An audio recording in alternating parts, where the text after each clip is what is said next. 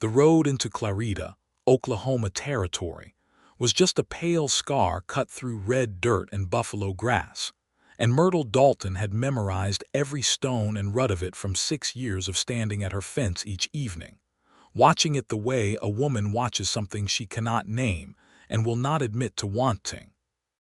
It was the autumn of 1887, and the world west of the Mississippi was still a hard and unpredictable place, the kind of place that took things from you without apology and expected you to keep standing anyway. Myrtle had kept standing.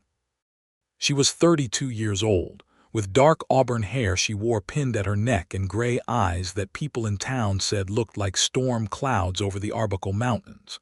She had broad, capable hands, a laugh she kept mostly to herself these days, and a farmstead of 43 acres that she had worked alone since her husband Robert had been thrown from a spooked horse 2 winters past and had not survived the landing. The farm was called Dalton Creek, not for any official reason, just because the little tributary that cut through the east pasture had always been called that by the neighbors, and the name had settled in like it belonged there. She had a daughter named Clara, who was 8 years old and serious-faced and asked too many questions, and a hired hand named Pete Acaffer, a freedman of 50 who had come north from Texas a decade ago and who knew more about the land than most men who had been born on it. Pete lived in the small cabin at the edge of the property and helped with the cattle and the mule and whatever else needed doing, and Myrtle paid him a fair wage and fed him Sunday dinner and was grateful for him in a way she expressed mostly through actions rather than words, which was how she expressed most things. The fence she stood at each evening was the one that ran along the road, a split-rail affair that Robert had built in the first year of their marriage and that she had repaired 3 times since his death. She would come out after supper, when Clara was doing her reading lessons at the kitchen table and Pete had gone back to his cabin, and she would lean on the top rail and watch the road in both directions, west toward town and east toward the open territory, and she told herself she was watching for weather or for stray cattle or for nothing in particular. She had been telling herself that for 6 years. She had been lying to herself for 6 years, though she would not have used that word for it. She was watching because the loneliness had a shape to it, and the shape was the empty road, and if something came up that road, if someone came up that road, then maybe the shape would change. She counted the evenings without knowing she was counting. She counted the way a person counts heartbeats, not deliberately but as a background rhythm to everything else. She had been watching the road for 2,190 evenings, give or take, and she knew the number the way she knew the number of fence posts between the gate and the oak tree, which was 27, which she had never needed to know and knew anyway. On a Tuesday in October of 1887, a man came up the road. He came from the east, which was the direction she paid less attention to because the east was mostly open territory, and the Chickasaw Nation lands, and the occasional cattle drive passing through. And she had learned that when cattle drives came through, they raised enough dust to be visible half an hour before they arrived, and they made enough noise to confirm their nature well before they needed looking at. So her eyes were turned west, toward the low orange spread of the sunset over the town, when she heard the slow, steady rhythm of a horse walking, and she turned and looked east without thinking, and there he was. He was on a bay horse, a good-sized animal that moved with the unhurried gait of something that had covered a great many miles and was not concerned about covering a great many more. The man himself was tall in the saddle, broad through the shoulders, with a hat pulled low against the last of the evening light. He had a bedroll tied behind the saddle and a rifle scabbard on the right side and saddlebags that looked well-used but well-maintained, the kind of gear a careful man travels with. He was wearing a gray canvas jacket and dark trousers, and the kind of boots that had been resoled at least once. Myrtle straightened up from the fence and looked at the road west, deliberately, as though she had been doing that all along and the man coming from the east was a peripheral thing of no particular interest to her. She smoothed the front of her apron. She watched a crow settle on the fence post down the way. She did not look at the man again until he was close enough that it would have been strange not to. And then she looked at him with the politely neutral expression she had perfected over 6 years of being a widow in a small territory community, where everyone watched everyone else with great attention and formed opinions accordingly. He slowed the bay horse when he reached the part of the road that ran alongside her fence, and he touched the brim of his hat. He had dark hair going slightly gray at the temples, and a face that was weathered in the way that honest outdoor work weathers a face, and brown eyes that were looking at her with a directness that was not quite presumptuous but was not quite shy either. She put his age at somewhere near her own, perhaps a few years older.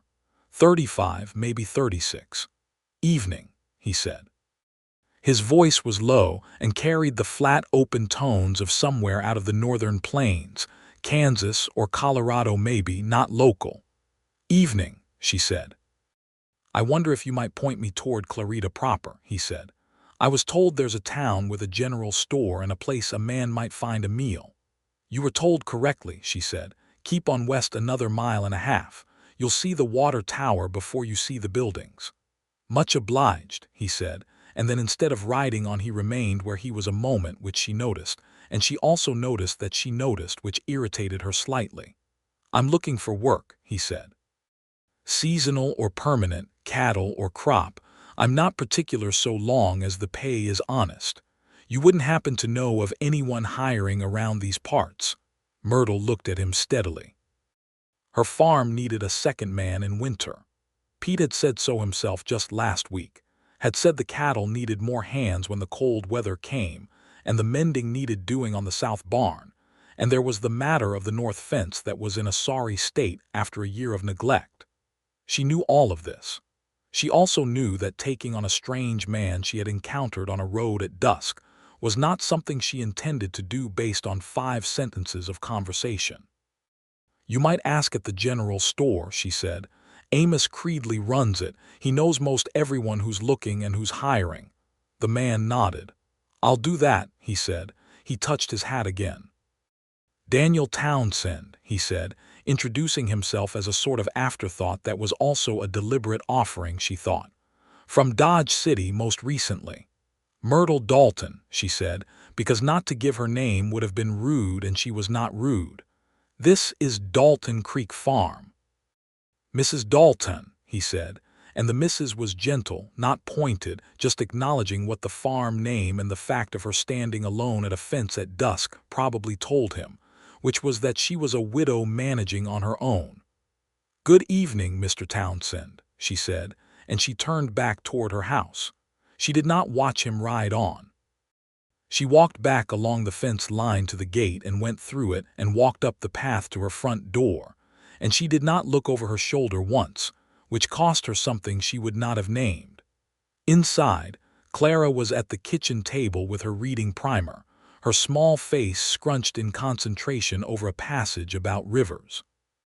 The lamp was lit, and the kitchen smelled of the cornbread Myrtle had made for supper, a smell that was so completely the smell of home and ordinary life that it made the evening feel strange by contrast, the man on the bay horse suddenly an apparition from another kind of world.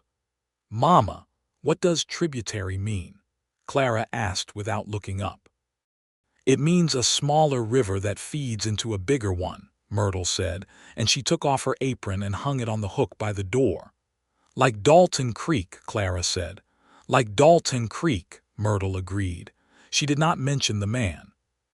She read to Clara from the Bible before bedtime, as she always did, and she tucked her daughter in and kissed her forehead, and then she went and sat at the kitchen table alone with the lamp turned down low, and the night sounds coming in through the window, and she thought about the way Daniel Townsend had said her name. Mrs. Dalton. Just those 2 words, and she had felt them in her chest like a struck bell, which was ridiculous, and she knew it was ridiculous, and she sat with her hands folded on the table and the lamp burning low, and let the ridiculousness of it settle until she was ready to go to bed. She slept well, which surprised her. In the morning Pete came up from his cabin with news, as he sometimes did. Pete heard things, because Pete walked into town twice a week, and people talked to Pete in the way they often talked to men they considered beneath their social station, which was to say freely and without caution, which meant Pete knew more about the workings of Clarita than most of its leading citizens. "New man in town," Pete said, accepting the cup of coffee Myrtle poured for him. He sat at the kitchen table in the chair he always sat in, the one with the slightly uneven leg that rocked if you shifted wrong. "Staying at the boarding house?" asked Amos Creedley about work. Myrtle was at the stove. She did not turn around. "Is that so?" she said. "Name of Townsend," Pete said. "Daniel Townsend, worked cattle in Kansas for several years. Amos says he seems like a steady sort. Sheriff Briggs talked to him last night, checking him out the way he does strangers, and says the same." "Sheriff Briggs is a good judge," Myrtle said neutrally. "He is," Pete agreed. He drank his coffee. "We could use another pair of hands come winter, Myrtle. I know that. The north fence won't fix itself. I know that too." Pete said nothing further on the subject, which was one of the things she valued about him above almost everything else. He knew when to stop. He drank the rest of his coffee and went back to the morning work, and Myrtle stood at the stove for a moment longer than necessary, not thinking about anything in particular, and then she went about her day. She did not go to town that day, or the next. On the third day she went, because Clara needed new bootlaces and she was running low on flour, and there were a dozen other errands that had accumulated as they always did. She took the wagon, with Clara beside her on the seat holding the reins for stretches of the road where there was nothing to steer around, which Clara loved, and which Robert had started the habit of, and which Myrtle had continued. Clarita in 1887 was a town of perhaps 400 people, which made it neither large nor small by Oklahoma Territory standards. It had a main street with a general store, a post office, a barber shop, a church, a blacksmith, a small bank, a boarding house, and 2 saloons that the church members officially deplored and privately tolerated because the alternative was the cowboys and drifters getting their liquor somewhere out on the range where there was no one to observe them, and that led to worse outcomes than a managed saloon. There was also a school that Clara attended, a small building with 16 students and 1 teacher, a young woman from Ohio named Miss Beaumont, who had come west on a teaching contract, and had already decided she was going to marry Thomas Hale, the banker's son, and leave teaching, which everyone knew except Miss Beaumont herself believed she was being discreet about. Myrtle tied the wagon in front of the general store and helped Clara down, and they went inside. Amos Creedley was behind the counter, a heavy-set man of 60 with reading spectacles, and a memory for prices and quantities that was genuinely remarkable. He greeted Myrtle by name and Clara by height, because he had a habit of remarking on how children grew rather than commenting directly on their appearance, which was a kindness Myrtle appreciated. She was giving Amos her flour order when the door of the store opened and Daniel Townsend walked in. He was cleaner than he had been on the road, his face shaved, his jacket brushed, his boots showing evidence of an attempt at polish. He had the look of a man who was making a reasonable effort to present himself well, without having the resources or inclination to be showy about it. He saw her immediately, and his expression did something brief, and contained that she categorized as recognition combined with something else she was not going to categorize. "Mrs. Dalton," he said, touching his hat, which he then removed when he was fully inside because he was, she noted, the kind of man who took his hat off indoors. "Mr. Townsend," she said. Clara looked up at him with the direct assessing gaze that 8-year-olds deploy without mercy or social awareness. "Are you the new man who came up our road?" she asked. "Clara," Myrtle said, a gentle correction. "I might be," Daniel said, crouching slightly so he was closer to Clara's level, which was a thing that told Myrtle something about him immediately, the way a man treats a child when he has no particular reason to be kind to that child. "I came up a road east of town a few evenings back. Your mama pointed me toward Clarita. She was watching the road," Clara said helpfully. "She watches it every evening." Myrtle felt a warmth rise in her face, and she turned to Amos Creedley with focused attention. "And I'll need 2 pounds of salt," she said clearly. 2 pounds of salt, Amos agreed, with the carefully neutral expression of a man who has spent 60 years learning to have no opinions about things that are none of his business. Daniel straightened up and went to the counter to conduct his own business, which involved supplies for the boarding house work that Margaret Frost, who ran the boarding house, had apparently put him to in exchange for reduced rent while he looked for more permanent employment. They stood at the counter at the same time but at opposite ends, and Myrtle was very thoroughly occupied with her list. But she was also, without trying to be, aware of the sound of his voice when he spoke, and the easy way he moved around the store when he needed to select something from the shelves, not bumping into anything, not hesitating, the movement of a man who was comfortable in his own body and in the physical world. Clara attached herself to his side for approximately 10 minutes, during which time he allowed this with what appeared to be genuine patience, answering her questions about whether he had ever seen a buffalo, yes, whether his horse had a name, yes, Jupiter, whether Jupiter was a good horse, the best horse he had ever had, and whether he was going to stay in Clarita. He did not know yet. That depended. On what? Clara asked. On whether it felt like a place that could be home, he said. Myrtle heard that and kept her eyes on the shelves. She gathered her purchases, said good day to Amos and to Daniel with equal pleasantness, and got Clara out of the store before her daughter could commit any further acts of involuntary matchmaking. On the wagon seat, Clara was quiet for a moment, and then she said, "I like his horse's name." "Jupiter is a fine name," Myrtle agreed. "Do you like it?" "It's a fine name," Myrtle said again and clicked to the horse. 2 days later, Pete came to her in the afternoon when she was mending harness leather on the porch, and he stood at the porch steps with his hat in his hands, which was how he stood when he had something to say that he was not sure how she would take. "Townsend came by this morning," he said, "looking for work.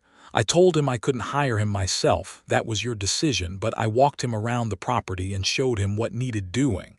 Myrtle set down the harness. "Did you?" "He knows cattle," Pete said. "Knows them the way a man knows them when he spent real time with them, not book time."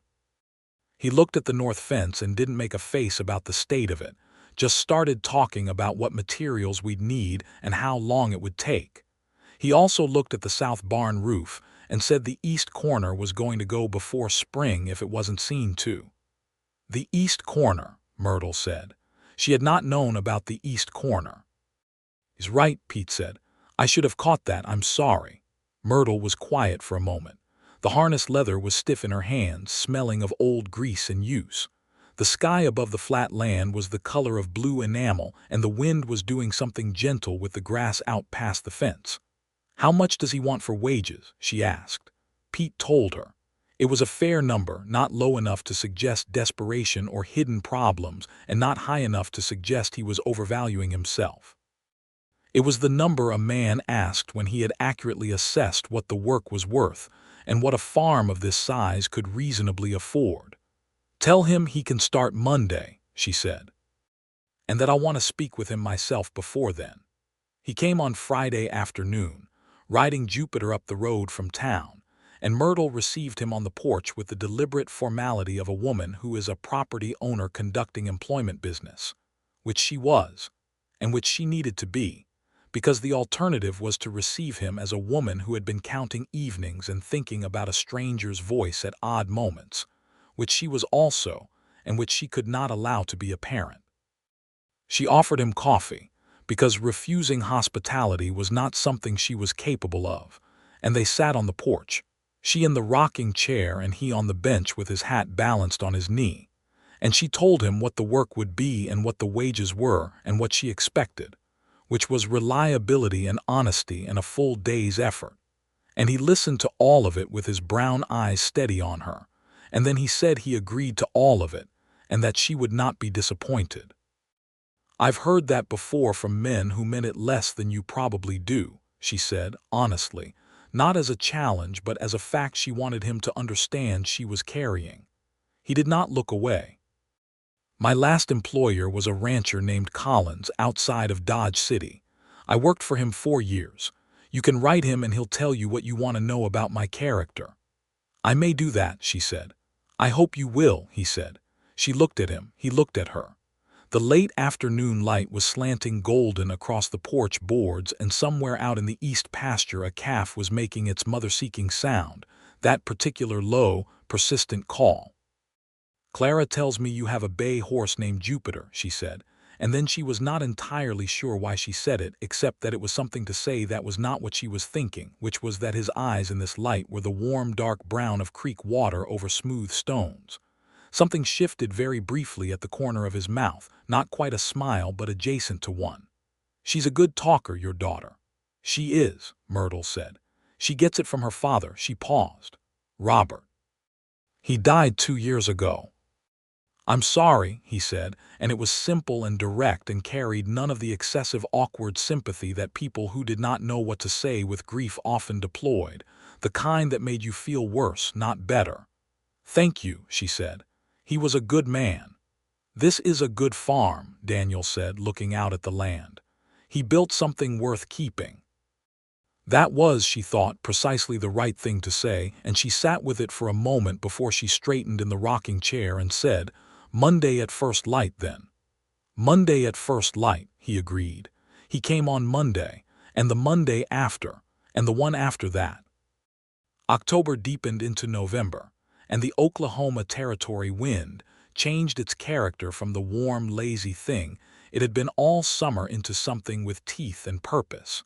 And the work on the farm shifted into its winter mode, which was less about growth and more about preservation and preparation.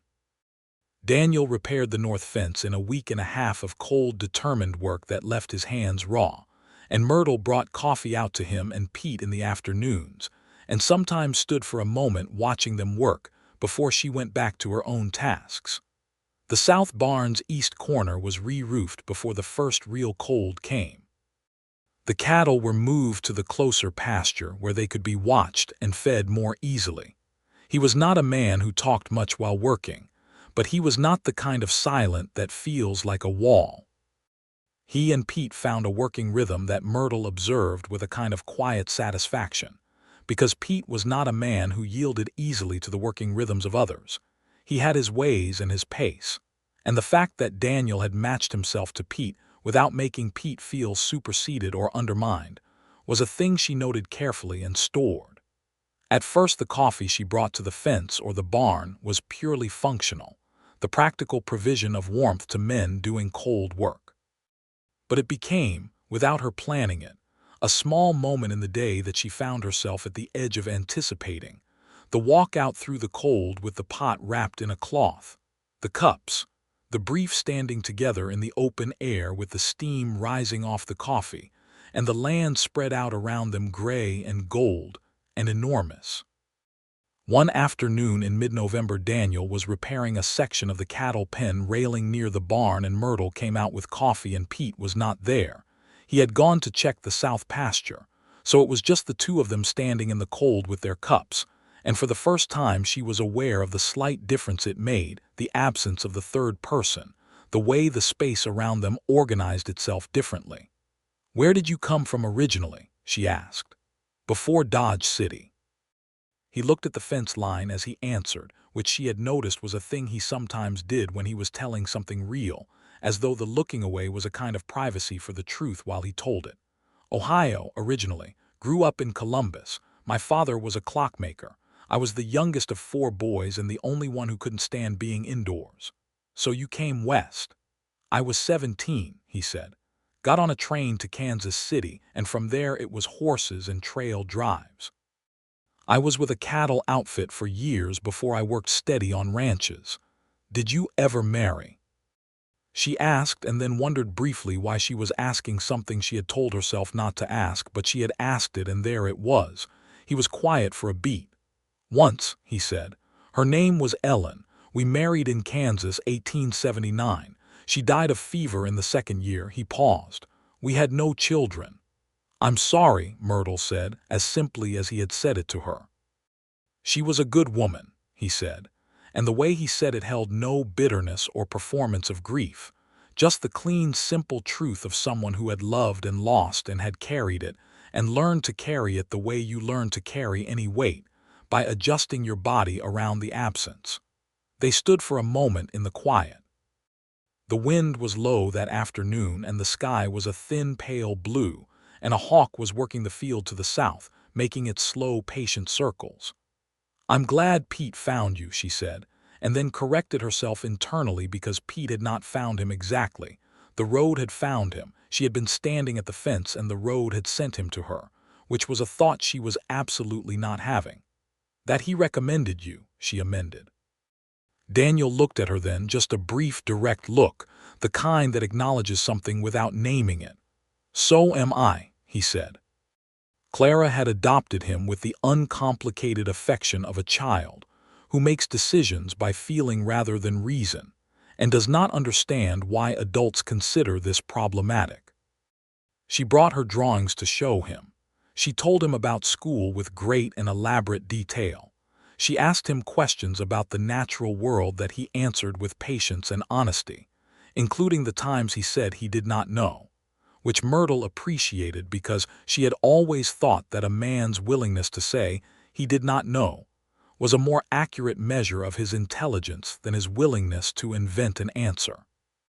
One Sunday in late November, Myrtle made a proper dinner, a roasted chicken and sweet potatoes and cornbread and dried apple pie, the kind of dinner she made on Sundays when the week had been good or she felt the need to mark the day as something distinct from the others.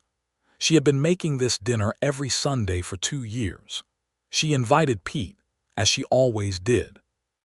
And then she stood at the kitchen window for a moment before she went to the door of the barn where Daniel was doing something with the tack, and she said, in the tone of a woman stating a practical and entirely unsentimental fact, "Dinner will be on the table at noon. I made enough for 4.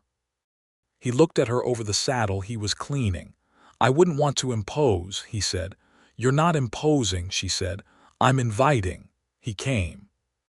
He sat at the table across from Pete, and beside Clara, and he ate with the uncomplicated enjoyment of a man who has spent enough time eating trail food to fully appreciate a real meal. And he complimented the cooking without being effusive about it, which was exactly right. And he and Pete talked about cattle prices and the prospects of the territory applying for statehood, which was a topic people argued about in Clarita with great heat. And Clara interrupted with questions about what statehood meant, and Daniel explained it clearly, and Pete added his own perspective, which included pointed observations about what statehood historically had and had not meant for men of his station, because Pete had seen enough of the country to hold few illusions about political processes. Myrtle listened to all of it and ate her chicken and felt, for the first time in a very long time, that her table was full. She was not naive. She was a woman of 32 who had been married, who had buried a husband, who had run a farm on her own for 2 years, and who had developed, through necessity, a very clear-eyed assessment of both people and situations. She knew that a man eating Sunday dinner was a man eating Sunday dinner, and she knew that her feelings were her own business until she chose to make them otherwise, and she knew that the gap between a shared meal and a shared life was the kind of gap that could swallow a person. She also knew, with equal clarity, that the days Daniel had been on the farm had a different quality from the days before him. Not because he did things that changed the fundamental nature of the days, but because his presence in them seemed to give her something to orient toward, the way a compass orients toward north, not with effort, just by nature. December came in cold and clean, and the work was relentless in the way winter work on a farm always is, constant, unglamorous, necessary. Daniel was reliable in a way she had not experienced in any of the men she had hired briefly in the 2 years since Robert's death. He did not overpromise. He did not ask for more than he was given. He arrived when he said he would, and he stayed until the work was done, not until the clock said a sufficient number of hours had passed. One morning in the second week of December, there was an ice storm. the kind that coats everything in a clear shell and makes the world beautiful and treacherous all at once. And 2 of the cattle had pushed through a section of the west fence in the night, probably seeking shelter, and were out on the open range. And Myrtle was in her barn coat and her heaviest gloves almost before she was fully awake, because cattle on the open range in an ice storm were cattle at risk. Daniel was already there when she got to the barn, had already saddled Jupiter and was saddling her horse, a steady black mare named Bessie, and he looked up when she came in and said nothing about the fact that she was up before dawn in an ice storm. He just handed her Bessie's reins and they went out together. They found the cattle within 2 hours, 2 young heifers sheltering in a dry creek bed a mile from the farm, and they drove them back with the efficient coordination of people who have developed a working understanding, who know without asking which side each of them will take, and when to hold back and when to press forward. The ice had melted off the grass by noon, but the sky remained the low white of a sky with more weather in it. And by the time they had the heifers back in the repaired section of fence and the horses unsaddled and brushed, Myrtle's hands were cold through the gloves and her face felt like clay. In the barn, with the horses in their stalls and the cattle settled, there was a brief moment of stillness. The ice storm had gone quiet and the barn sounds were all the ordinary sounds, the shift of horse weight, the soft breathing of animals, the creak of the old wood in the wind. Myrtle was checking Bessie's near foreleg for any ice-related strain, running her hands down the cannon bone with practiced attention, and when she stood up Daniel was there, not too close but present, and he said quietly, "You're shaking." She looked at her hands. She was, in fact, shaking slightly, not badly, just the fine tremor of cold muscles returning to themselves. "I'm fine," she said. "You should go in and get warm," he said. "I'll check the rest of the fence line." "You've been out in the same cold," she said. "Yes," he said, "but Pete's coffee helps more when you make it." She looked at him. He said it completely straight, which made it funnier, and she laughed. A real laugh, not the managed social variety but the kind that comes from somewhere unguarded, and his expression opened in response.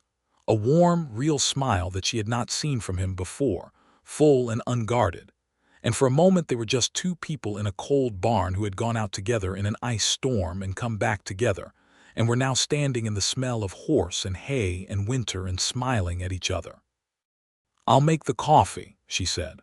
Over Christmas she invited him to join Pete and Clara for the day, because Clara had insisted, had said with 8-year-old directness that Mr. Townsend should not be alone on Christmas at the boarding house, and Myrtle had agreed, because she thought Clara was right, and because she was not in the habit of lying to herself about what she wanted. She was only in the habit of not saying it out loud until she understood it well enough to stand behind it. He brought Clara a small horse carved from wood, beautifully made, the joints of the legs articulated, the carving of the mane detailed and patient. He had made it himself. He told Clara this simply, and she received it with such total delight that Myrtle had to look away for a moment, moved by something she could not immediately name. He brought Pete a box of good tobacco, and Pete shook his hand with the warmth of a man who is not given to demonstration, but means it fully when he offers it. For Myrtle he brought a small book, a collection of poems, Emily Dickinson, the cover worn, a second-hand book, but with a piece of paper tucked inside the front cover on which he had written in a clear and deliberate hand, "For the evenings." She read it twice, standing in her kitchen holding the book, and she thought about what that meant and whether it meant what she thought it meant, and decided that she could not resolve that question at Christmas dinner and set it aside, the way you set aside something important that requires proper attention when you can give it. They had a good day, the 4 of them. Pete brought out a harmonica after dinner and played the old hymns and some of the old trail songs that he knew and that Daniel apparently also knew, because he sang along in a low voice that was not especially musical but was entirely sincere. And Clara danced in the middle of the kitchen floor with the wooden horse held up as a partner, and Myrtle sat in her rocking chair by the fire and watched her family, because that was what they were, she thought. Something that had been half a family was something fuller now, and she did not know what to do with the fullness of it except to sit in it and not look away. After Pete went home and Clara was in bed, Daniel helped her clear the dishes, which she had not asked for and which she did not refuse. They worked side by side in the kitchen in the lamplight, and it was domestic and quiet and entirely comfortable in a way that should not have been possible given that this was a man she had known for less than 3 months. "Thank you for the book," she said. "I hoped it was the right kind of thing," he said. "It is," she said. She put the last dish on the shelf and dried her hands on the towel and turned to look at him.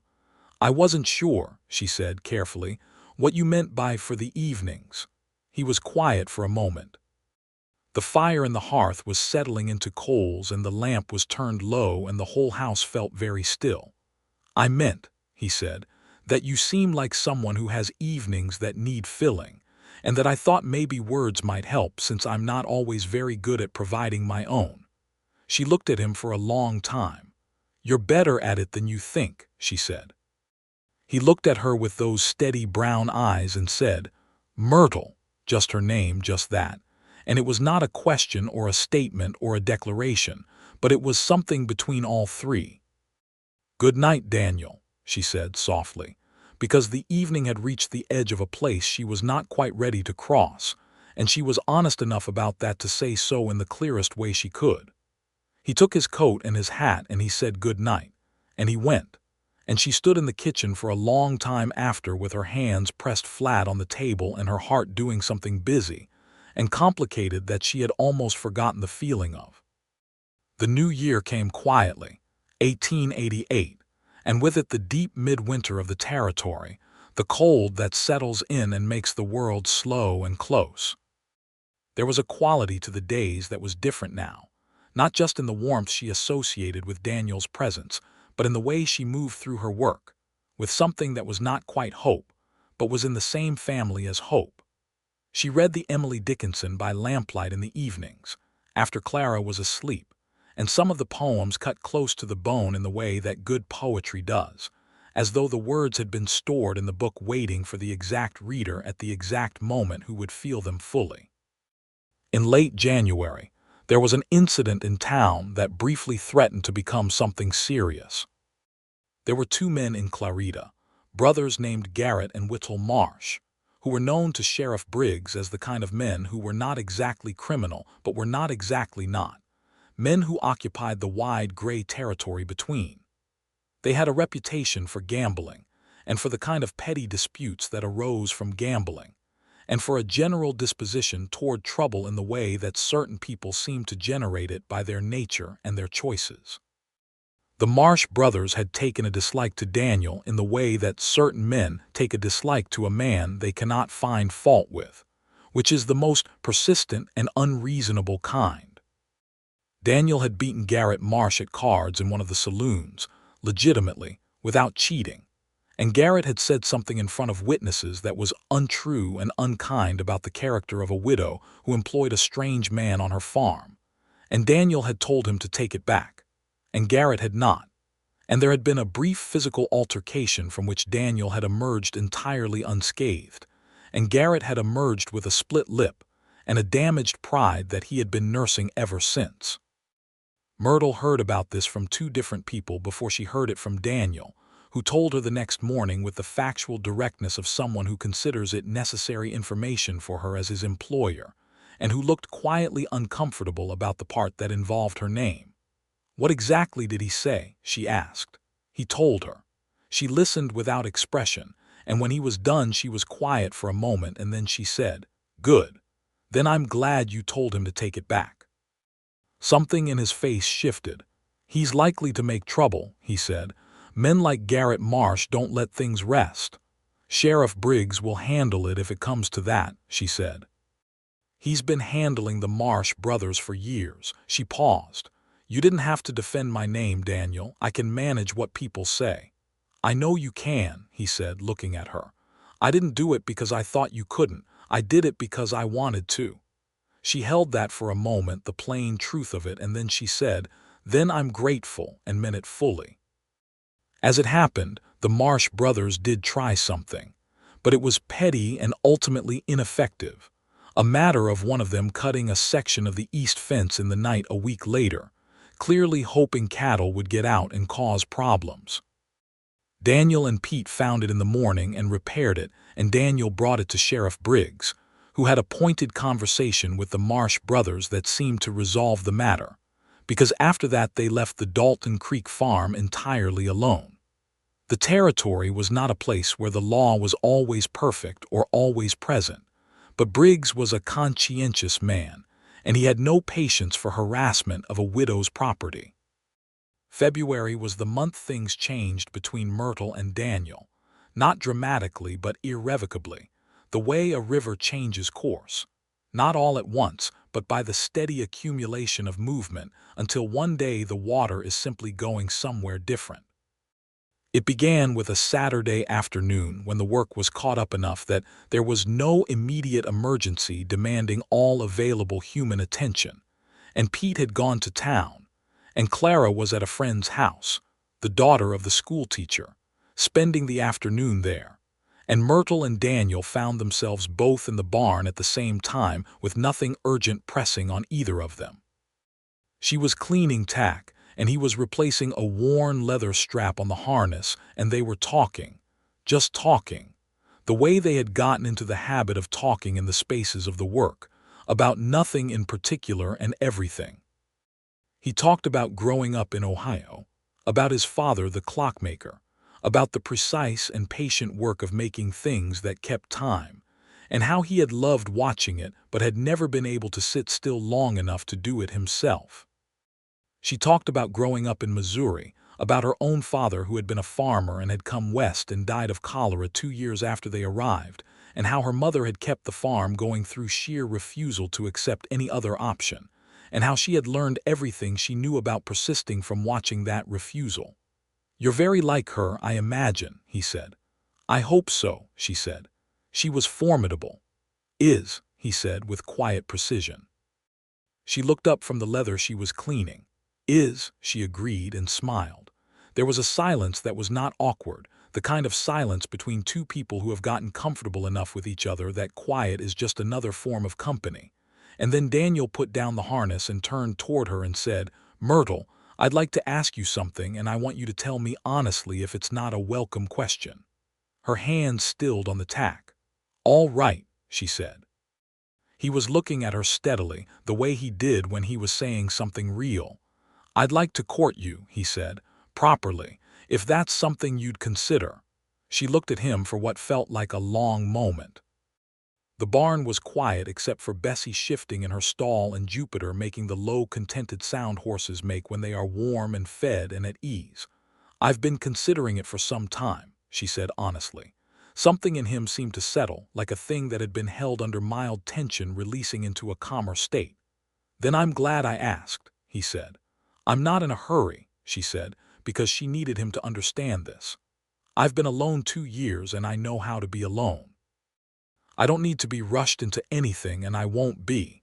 I've been alone since 1881, he said. I know how to wait for something worth having." She looked at him for another moment, and then she went back to cleaning the tack, and he went back to the harness, and they continued in the same comfortable quiet, except that the quiet now had a different quality, a warmth in it, a direction. The courting was quiet and unhurried and exactly right, in Myrtle's assessment, which was the only assessment she fully trusted. He came for Sunday dinner every week, which she had already started, and now was official rather than incidental. He brought her small things, not grand gestures, a length of blue ribbon she had mentioned admiring in the store window, a handful of early wildflowers when March started producing them, a jar of good honey from a farm north of town. She baked the particular kind of gingerbread he had once mentioned, offhandedly, as something he had loved as a child, and watched him eat it with an expression that was almost boyish, and felt something warm move through her chest. Clara was openly delighted and did not attempt to hide this in any way. She had long since decided Daniel Townsend was a fine addition to her world, and she was not interested in pretending otherwise. She told Myrtle one evening, as Myrtle brushed her hair before bed, that she thought Daniel had kind eyes and that she thought kind eyes were important in a person. "They are," Myrtle agreed. "Daddy had kind eyes too," Clara said. "He did," Myrtle said. Clara was quiet while Myrtle finished braiding her hair, and then she said, "I think Daddy would like Daniel." Myrtle tied off the braid and looked at her daughter's face in the mirror, small and serious and certain. "I think so too," she said, and felt the truth of it, the uncomplicated rightness of it, all the way down. She wrote the letter to the rancher Collins in Dodge City in February, the character reference Daniel had suggested, and got a reply in March that was thorough and favorable in the way a letter only is when the person writing it truly means it. Collins had employed Daniel for 4 years and spoke of him as someone who had been not just reliable but genuinely good, a man of integrity, a man who had been trusted with significant responsibilities, a man who would have been welcome to stay indefinitely if the desire to move on had not been, as Collins put it, simply in his nature. She showed the letter to Pete because Pete was the closest thing she had to a family council, and she valued his opinion more than she valued most things. Pete read it carefully and handed it back and said, "That's a good letter." "Yes," she said. "I'd have told you the same myself," he said, "if you'd asked." "I'm asking now," she said. Pete was quiet for a moment with the weight of a man who takes questions seriously. "He's a good man," he said. "He works hard and he doesn't cut corners and he treats people fairly. He's treated me fairly, which matters to me more than some things. And he looks at you," he paused, "the way a man looks at a woman he's thinking about the future with. Not like a man who's thinking about what he can take, like a man who's thinking about what he can build." Myrtle folded the letter. "That's a good distinction," she said. "It's the one that matters," Pete said. Spring came to the Oklahoma Territory the way it always did, with a sudden generosity after the long restraint of winter, the grass going from dead gold to vivid green what seemed like overnight, the blackberry thickets putting out their pale flowers, the creek running fast and cold with the snowmelt from the mountains to the north. The farm came alive with the particular urgency of spring farming, the soil to be prepared, the seeds to be got in, the cattle to be checked and counted, and the new calves recorded. There was enough work for 6 people, and 3 of them were doing it, and they did it well. On an evening in late April, Myrtle was at her fence. She had not thought about why she still came to the fence in the evenings, had not examined whether the reason had changed, but she came, as she always had, after supper when Clara was doing her lessons and Pete had gone to his cabin, and she leaned on the top rail and looked at the road. The road was the same road, pale dirt running east and west through the grass, and the evening was warm with the faintest edge of a breeze, and the sky was doing the particular orange and pink thing it did in spring that made the land look lit from within. She heard Jupiter's hoofbeats before she saw them, because she knew the sound of that horse now as well as she knew the sound of Bessie or any other regular creature of her daily life. Daniel had gone into town that afternoon for supplies and was returning, and she watched him come up the road from the west, from the town side this time, the direction she had been watching all along, and the sight of him on that bay horse in the evening light did something simple and complete to her heart. He slowed when he reached her fence and looked at her with that quiet directness and said, "You're at your fence." "I often am in the evenings," she said. "I know," he said. He did not make anything of it. He sat on Jupiter in the evening light and looked at her and said, "Myrtle, I want to ask you something." She felt very still. "All right," she said. "I want to ask you to marry me," he said. "I've been wanting to ask you for a while, and I've been waiting because you told me you weren't in a hurry, and I respect that. But I'm going to tell you what I want because I think you deserve to know it clearly. I want to marry you. I want to be here on this land with you and Clara and Pete and Bessie and Jupiter and whatever else this place consists of. I want to build a life with you. I'm not asking you to decide this moment. I'm just asking you to know that that's what I want." The spring evening was all around them, warm and full of the sounds of the land, and the road lay behind him where he had come from and before him where she stood, and she thought about all the evenings she had stood at this fence, all the days she had numbered without knowing she was numbering them, all the waiting she had done for something she could not name. She opened the gate in the fence. He looked at the open gate and at her. "You can put Jupiter in the barn," she said, "and then come inside. I'll make coffee, and we can talk about it properly." He smiled then, the full, warm, unguarded smile she had seen in the barn during the ice storm, and he rode Jupiter through the gate onto the farm side of the fence, and Myrtle closed the gate behind him and walked beside his horse toward the barn, and the last of the evening light was golden on the grass, and on the road behind them and on everything. They talked for a long time at the kitchen table, the coffee between them, and she asked him everything she needed to ask, and he answered everything without evasion, and she told him everything he needed to know, which included the full, honest accounting of what the farm was worth and what it owed, and what she expected of a husband, which was a partner, not a manager. Someone who understood that this was her land and that she had kept it alive alone, and that she was not looking to be taken care of but to be accompanied. He understood. He said so in a way that made clear he meant it, that the prospect of marrying into a woman's land and being that woman's partner rather than her authority suited him entirely, that he had never been the kind of man who needed ownership to feel legitimate. "I want Clara to be comfortable with it," she said. "Clara picked out a name for our future horses last week," he said. "She's comfortable with it." Myrtle laughed genuinely, and he laughed too, and the kitchen felt very full. "Yes," she said when the laughter had settled. He looked at her. "Yes, yes," she said, "that's my answer."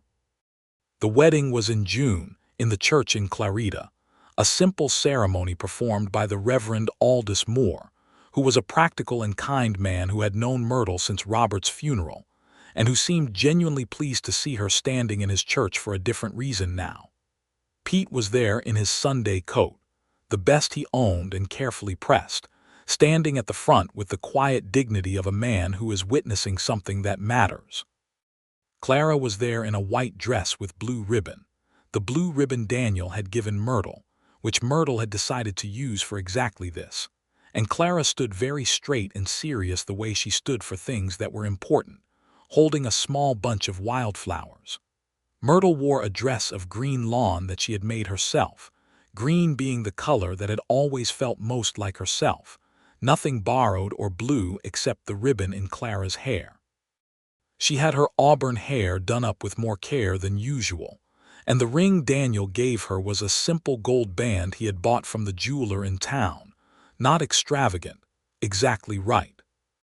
They said their vows clearly and meant every word of them, and when Reverend Moore declared them married and Daniel kissed her with the warmth and restraint of a man who was aware of the audience and the church, and still managed to convey everything that needed conveying, Clara made a sound of absolute satisfaction from the front pew that made 3 people in the congregation laugh.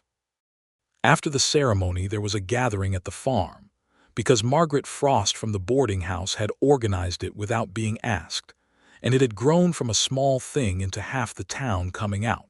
People bringing dishes and setting up tables in the yard, and Pete playing the harmonica and someone producing a fiddle, and there being dancing in the barn, until late enough that the stars were fully out. Myrtle danced with Daniel, and then with Pete, and then with Daniel again, and she had not danced in years and her feet remembered it better than she would have expected. And at some point she was standing at the edge of the dancing watching her daughter dance with Daniel, Clara being lifted slightly off the ground and swung in a circle with the uninhibited joy of a child who trusts entirely the hands holding her. And Myrtle felt something that was not quite describable in any single word. A fullness that was love and grief and gratitude, and something forward-facing, something that belonged to the future rather than only to the past. The summer and autumn of their first married year was a good one. The farm did well, the cattle healthy and the crops sufficient, and the roof solid and the fence maintained, because there were now 3 adults who cared about the farm's well-being, and who divided the work with the efficiency of people who understood each other. Clara started a new school year and came home full of opinions about everything she was learning, and Daniel listened to all of them with the same patient attention he brought to everything, which was one of the things Myrtle loved about him, that he did not perform patience, he simply had it. Their marriage in its private dimensions was warm and honest and good. He was a gentle and considerate man, and she was a woman who knew her own mind, and they found their way to each other with the particular care of two people who have both loved and lost and understand what they are in possession of now. She told him things she had not told anyone, the long loneliness of the years after Robert, the mornings she had woken and laid still listening for sounds that did not come, the evenings at the fence. He listened and did not try to fix what had already resolved itself by the fact of him being there. He told her about his years after Ellen's death, the years of moving, of trail drives and ranch work, and a kind of deliberate forward motion that was not quite running from something but was something close, the steady forward movement of a man who does not allow himself to stop long enough to feel the weight of what he has lost. "Clarita," he said one night, lying in the dark of the bedroom with her beside him and the September wind moving gently at the curtains, "is the first place I've wanted to stop, and you're why." She did not say anything. She turned toward him and put her hand on his chest and felt his heartbeat steady and sure beneath her palm, and that was enough. In October of that first married year, she told him she was expecting. He was in the barn when she told him, which was not a planned venue for this kind of announcement, but it was where she found him, and she did not want to wait.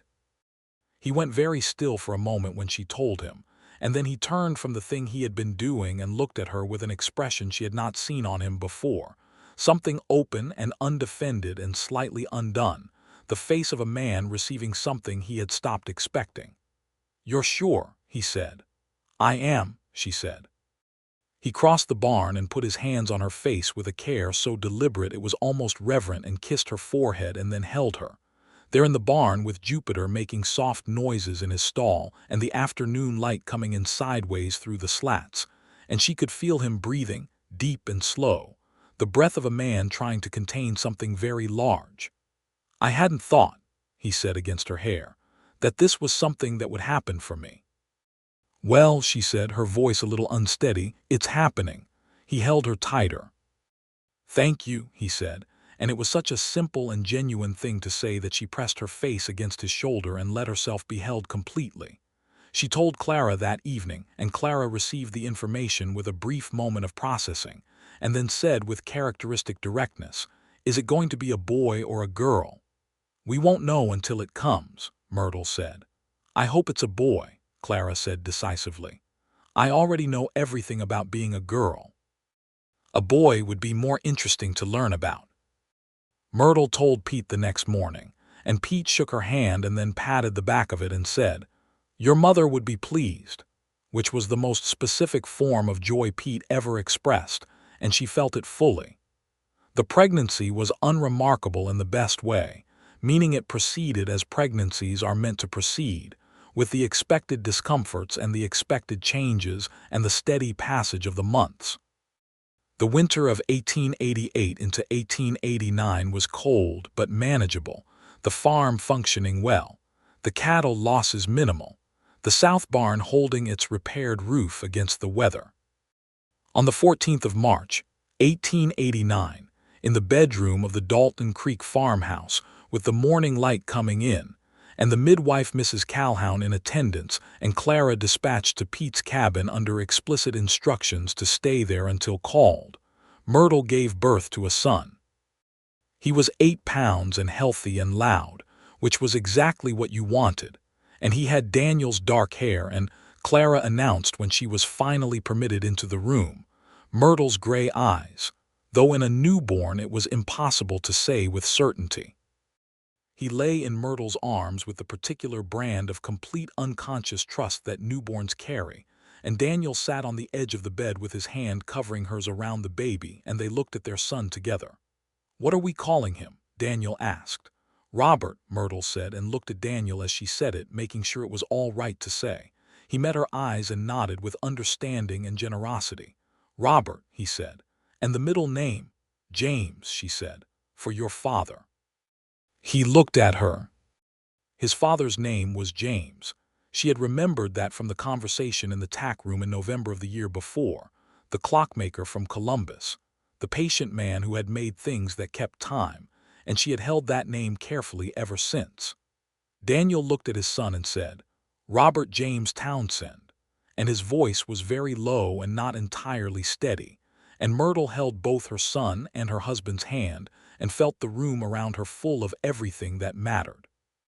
The months that followed were the ordinary beautiful chaos of a farmhouse with a new baby, the sleeplessness and the particular warmth of small daily things, the weight of Robert in her arms in the pre-dawn dark, the way Daniel would appear in the doorway at 2 in the morning to take the baby so she could sleep, the way Clara became, without being asked, a devoted small attendant to her brother, bringing him things and narrating the world to him with great confidence, despite his obvious inability to understand any of it. Oklahoma Territory made its formal transition toward statehood that same year, the Organic Act of 1890 establishing it as an organized territory, and with it came the land runs and the changes and the complications that came with political transformation, and Pete had quite a bit to say about all of it, none of which was inaccurate. The changes came to Clarita in the form of new people, new businesses, a new school wing, and the gradual thickening of a town into something that had more layers and more permanence to it. Daniel, in the winter of 1889, received a letter from an old friend in Dodge City offering him a share in a cattle enterprise in the territory, a legitimate and promising opportunity that would have required him to be away from Clarita for several months, and which would have paid considerably better than farm wages. He read the letter at the kitchen table while Myrtle nursed Robert and Clara was doing her evening lesson at the other end of the table, and when he finished reading it, he set it down and looked at his family, and then he wrote back politely declining, citing personal obligations he was not willing to set aside. He told Myrtle about it afterward because he did not make significant decisions about their shared life without telling her, which was something she had been clear about and which he had understood was not a restriction but a respect. "You didn't want to go," she said. "I didn't want to go," he said simply. "This is where I want to be." She looked at him steadily. "Are you sure? It sounds like a good opportunity." "I've had good opportunities," he said. "They took me to good places that weren't home. This is home." He met her eyes. "This is home, Myrtle." She reached across the table and covered his hand with hers and said nothing, because there was nothing to say that the gesture did not already contain. Clara turned 10 that year and became even more opinionated, which Myrtle had not thought possible but which she accommodated with fond exasperation. She was showing signs of being very bright in the way her father had been bright, not showy about it, just thoroughly competent and observant. And Miss Beaumont's replacement, a serious young man named Mr. Adler from St. Louis, had written in a school report that Clara Dalton was among the most capable students he had taught at any grade level. Robert was walking by the time he was 13 months old and trying to talk by 14 months, short decisive syllables that were clearly meant to be words even when they bore limited resemblance to them. And both Daniel and Myrtle had developed the slightly besotted look of parents who are aware their child is not doing anything extraordinary and cannot entirely stop being enchanted by it anyway. Pete's health gave them a scare in the fall of 1890, a fever that settled in his chest and kept him in bed for 3 weeks. And during those 3 weeks, Myrtle brought meals to his cabin twice a day and sat with him in the afternoons and read to him from the newspapers. And Daniel took on Pete's full share of the farm work without a word of complaint. When Pete recovered, somewhat thinner and somewhat more careful about the cold, he sat in Myrtle's kitchen and drank his coffee and said, "I'm grateful to you both." and it was said with such quiet fullness that both Myrtle and Daniel understood it to encompass more than the 3 weeks, to encompass years. "Your family," Myrtle said. "That's not gratitude, that's just what family does." Pete was quiet for a moment and then he nodded. "Yes," he said, "it is." In the spring of 1891, Myrtle was expecting again. This time she knew almost immediately, that particular quality of certainty that a body familiar with the process recognizes before anything else announces it. She told Daniel over breakfast, with Robert sitting between them in his chair eating cornmeal with the focused determination of a 2-year-old who takes food seriously. And Daniel's face did the same thing it had done the first time. That open and undefended quality that she had come to understand was his particular expression of joy. The way other people's faces opened in surprise or laughter, his opened this way, quietly, completely. "Robert's going to have a sibling," he said. "He is," she said.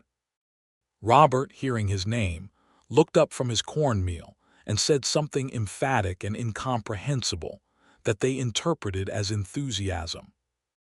This pregnancy had a different quality to it, more confident on her part, less anxious, more of the ordinary that running through it that made it feel like something her body knew how to do rather than something new.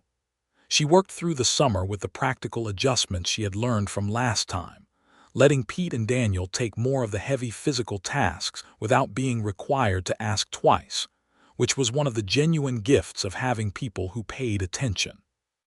On a warm November morning in 1891, with the smell of the cottonwood leaves and the particular light of a late autumn day coming through the bedroom window, she had a daughter.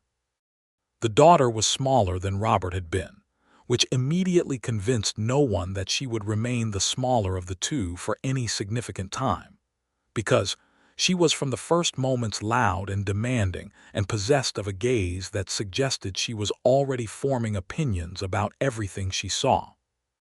Clara was allowed in immediately this time, having been deemed a sufficient presence of mind at 11 not to require containment in Pete's cabin, and she looked at her sister with an expression of complicated wonder and then said, "She looks like she's already angry about something."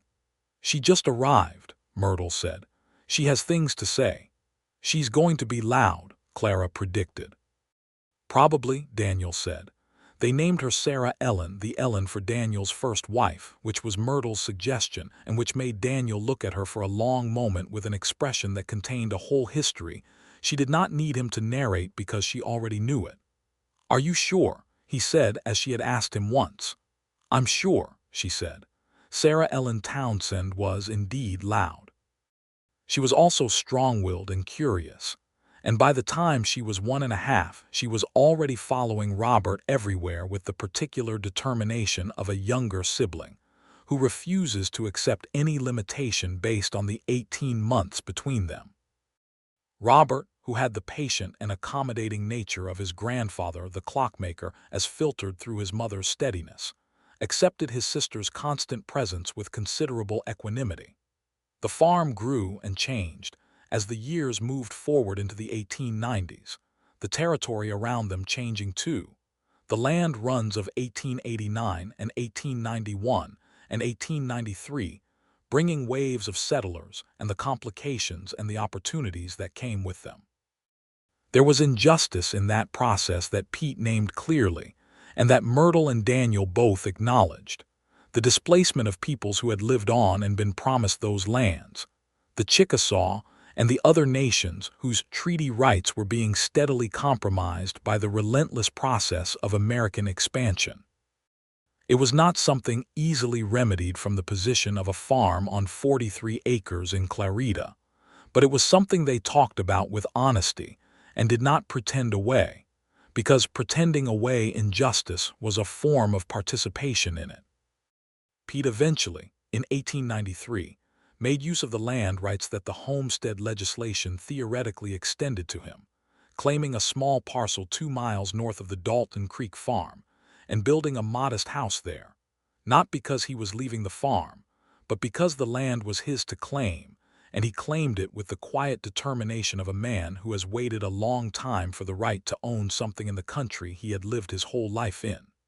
He still came to Dalton Creek every morning. He always would. But the house was his, and the land was his, and Myrtle and Daniel attended the small celebration Pete held the day. He filed the papers with all the genuine joy of people for whom his claiming of what was rightfully his felt like a thing worth celebrating properly. Clarita grew around them. The main street added a doctor's office and a proper hardware store, and eventually a small newspaper office that printed a weekly paper about which people had strong opinions both in terms of content and layout. Clara, who was by now a tall and serious young woman of 15, and then 16, and then 17, developed an interest in the newspaper's existence that Miss Evans, the teacher, Miss Beaumont having long since married Thomas Hale and departed, encouraged vigorously. Clara wrote pieces for the paper under the name C. Dalton, which allowed people to not immediately assume they were written by a girl until they read them, at which point most people who were paying attention could tell, because they were written with a directness and moral clarity that the town associated with Myrtle Dalton and recognized in her daughter. Daniel watched Clara grow with the patient love of a stepfather who had never tried to be anything other than what he was, a man who was fond of her and respected her and was interested in who she was becoming. And Clara, for her part, had long since stopped thinking of him as anything other than her father in the practical and daily sense, the man who was present, who showed up, who remembered what she said and treated her as someone worth listening to.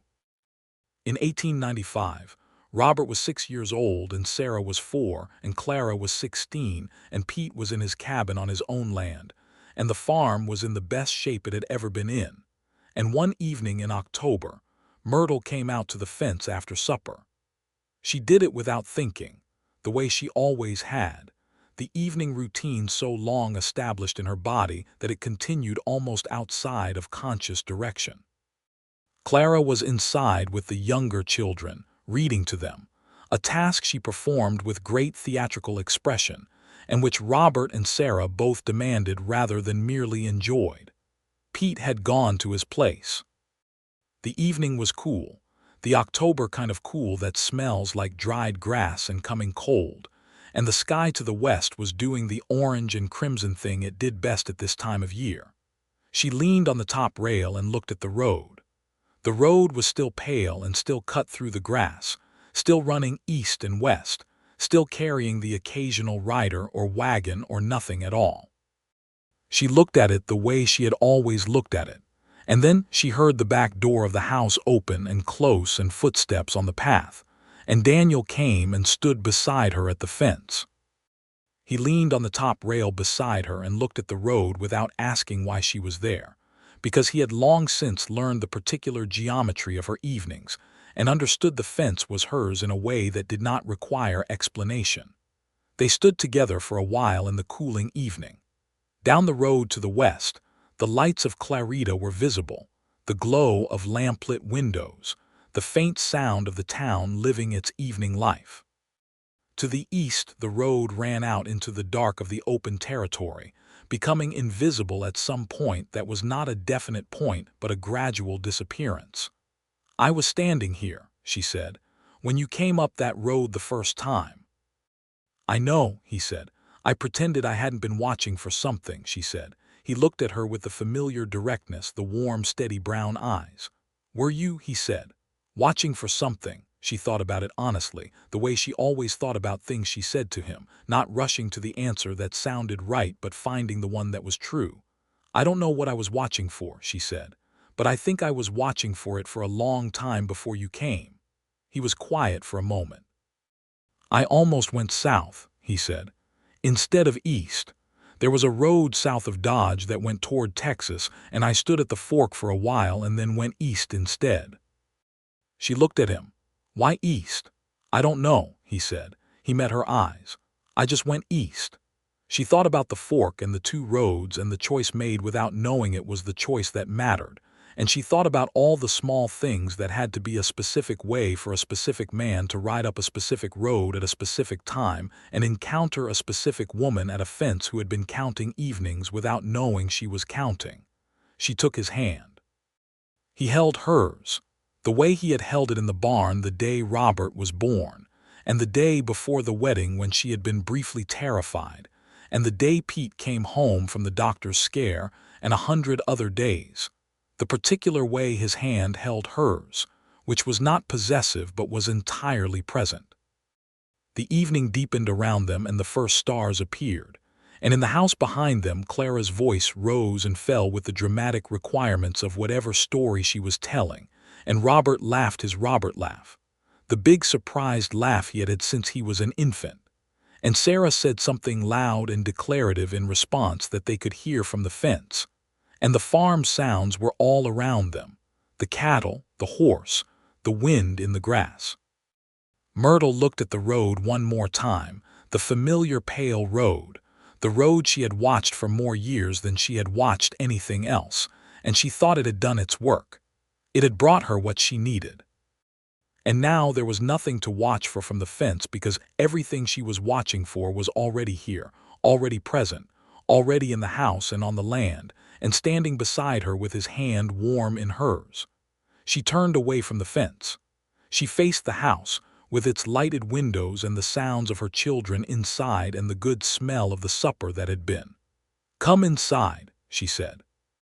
Daniel turned with her, and they walked up the path together through the cooling evening, and the fence was behind them, and the road was behind the fence, and beyond the road was the enormous open territory and the dark and the distance, and none of it was what she was facing anymore.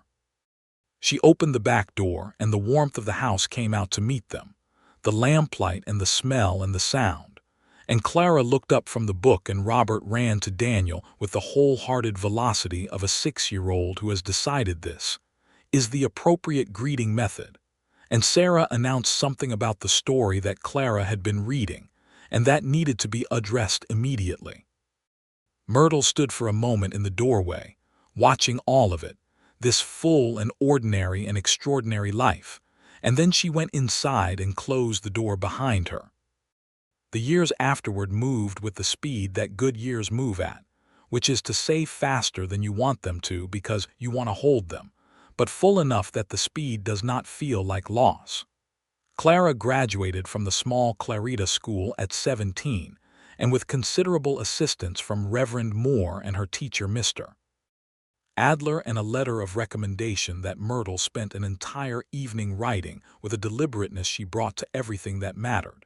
She was accepted to a teacher's college in Oklahoma City, which she attended beginning in the fall of 1897, writing long letters home every week that arrived on Tuesdays, and that the whole family read aloud at the supper table. Robert grew into a boy who had his grandfather Robert's calm steadiness, and his father Daniel's quiet patience, and his mother's gray eyes, and a gift for fixing mechanical things that manifested when he was about 7 and never left him. The child who could look at a broken hinge or a jammed lock or a stuck wheel and see immediately what was wrong and how to address it, which Pete said was the most useful talent a person could have on a farm, and which Daniel agreed with fully. Sarah remained, as Clara had predicted in the first hours of her life, loud. She was also fearless and funny, and had a memory like a steel trap and an opinion on everything, which she shared freely. And by the time she was 5, she had appointed herself the family's moral authority, which everyone found exhausting and oddly reassuring. Pete, who was now in his 60s and slightly slower in his movements, but no less sharp in his assessment of things, remained the constant of the farm and the family, Sunday dinner and daily work, and the particular form of love that does not require announcement, because it is demonstrated fully in the reliable presence of a person who chooses to keep showing up. In 1897, his health caused another scare, worse than the fever of 1890, and they came very close to losing him. And the 3 weeks he was bad were difficult weeks for Myrtle and Daniel both, because Pete was woven into the fabric of their life in a way that would have left a hole of a specific and irreplaceable shape. He recovered, slower this time, and when he came back to the farm after 6 weeks of Myrtle's food and the doctor's visits, and the children's regular appearances at his cabin with drawings and stories and small offerings. He looked at Myrtle over his coffee cup, with the expression she had learned over many years was Pete at his most serious, and said, "I want to say something." "Say it," she said. "You've given me something I didn't expect," he said. "A place, a family, respect. I want you to know I know that and that I'm grateful." She looked at him steadily. "I'll say this once and then we won't talk about it again," she said. "You gave me something I didn't expect either. You kept this farm alive when I was learning to keep it alive. You were here when I needed someone to be here. We don't owe each other anything, Pete. We're just family." He nodded. "Just family," he agreed, and drank his coffee, and that was all. The new century came, 1900, with its particular quality of newness, the sense of a page being turned, and with it came the news that Oklahoma Territory was moving toward statehood in a way that felt genuinely imminent, the act that would eventually become the Enabling Act of 1906, already being discussed in the papers and the towns.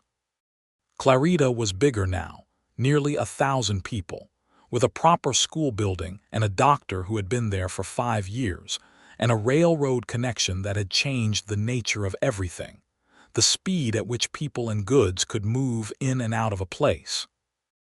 Robert was 11 and Sarah was 9, and Clara was a teacher in a school in Oklahoma City, and had written to say she was walking out with a young man named Frank Alderson, a serious and decent man from what she could tell from the letter, and that she was happy, and that she would bring him to Clarita at Christmas.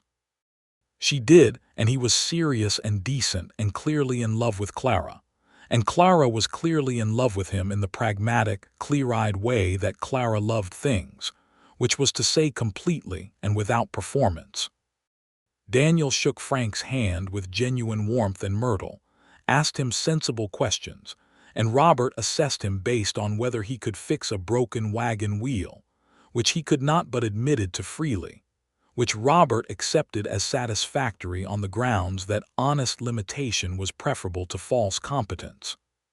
Sarah decided Frank was acceptable based on his willingness to sit through her lengthy explanation of why the territorial statehood debates were being handled incorrectly, which he sat through with admirable patience and only minor signs of distress. In the spring of 1901, Myrtle found herself one morning standing in the kitchen making biscuit dough, with the morning light full and warm through the window, and the sounds of Daniel in the barn and Robert's voice somewhere outside arguing a technical point with Pete, and Sarah still in her bed because Sarah did not voluntarily rise before she was required to. And she thought about the woman she had been, the widow standing at the fence in the evenings, counting days without knowing she was counting, watching a road that was just a road until a Tuesday in October of 1887, when it had been something else. She thought about what she would have said to that woman if she could have stood beside her at the fence on any of those 2,000 evenings and said one true thing. She would have said, "Keep watching, keep standing at the fence, not because what you are waiting for is coming any particular day, and not because the waiting is always comfortable, but because the willingness to remain present at the fence is the same quality that will allow you to recognize what you are watching for when it comes, and to open the gate." She pressed the biscuit dough and cut the rounds and set them in the pan and put the pan in the oven, and went out the back door into the spring morning to call her family in for breakfast. Daniel came from the barn with his sleeves rolled and hay on his jacket, and Robert came from wherever he had been with Pete, and Pete appeared from his direction, and she called up to Sarah's window until a response came, emphatic and sleepy, that she was coming. And they all came into the kitchen and sat at the table that had been Robert Dalton's table and was now all of theirs, the full table that had once been so quiet, and the biscuits came out of the oven and the coffee was hot, and the morning was all around them, solid and real and entirely sufficient. Daniel looked at her from across the table with his steady brown eyes, and she looked back at him, and neither of them said anything, because there was nothing to say that the morning had not already said, and the gate was open and had been open for 13 years and would remain open, and the road outside was just a road again, ordinary and unremarkable, which was exactly what a road should be when it has already done its work. Clara came home that Christmas with the announcement that she and Frank Alderson were to be married in the spring, and the farmhouse was full of the particular productive chaos of wedding plans and family opinions and Pete's quietly pleased expression and Sarah's detailed critique of the proposed flower arrangements, and Robert's careful listening to everything before offering a single practical observation that turned out to be correct, which was that the church hall in Clarita would not hold the number of people Clara wanted to invite, and they should consider the barn. They used the barn. The Dalton Creek barn, the same one with the repaired east corner and the hay that smelled in summer of all the years of hay before it. And Clara married Frank Alderson there in the May of 1902, with Pete playing the harmonica and the cottonwood trees doing what they do in May, which is go loose and silver in the breeze. And Myrtle danced with Daniel among all the other dancing couples, and felt the floor of the barn solid beneath her feet and the music all around her, and her daughter laughing somewhere in the crowd, and her son watching everything with his careful eyes, and Sarah explaining something important to an increasingly convinced wedding guest. Afterward, when the guests had gone and the children were in their beds and Pete had walked home to his place under the stars, Myrtle and Daniel sat on the porch in the dark the way they sometimes did, when the day had been big enough to need sitting with before letting go of it. "Good day," she said. "Very good day," he said. The night was full of the May sounds, the frogs and the insects and the far-off sound of the wind moving across the flat land. The road out front was invisible in the dark, just a presence she knew was there. She leaned her head against his shoulder and he put his arm around her and they sat in the good dark and the good quiet, and she thought, not for the first time, that life was mostly the accumulation of ordinary days, and that the extraordinary was contained inside the ordinary if you paid attention, if you stood at the fence long enough to see what came up the road. She had paid attention. She was glad. The Dalton Creek farm stood on that Oklahoma red earth for many years after, and the fence along the road continued to be maintained through the seasons. And sometimes in the evenings, when the supper was done and the children were occupied with their own worlds, Myrtle would come and stand at it still, not from longing this time but from habit and from love of the particular quality of light on the road at dusk, and Daniel would often come and stand beside her, and they would look at the road together. The empty road that was exactly what it should be. Two people who had found each other on it standing on the same side of the fence now and looking at the same horizon, which was not something either of them had been able to see clearly until they had looked at it together.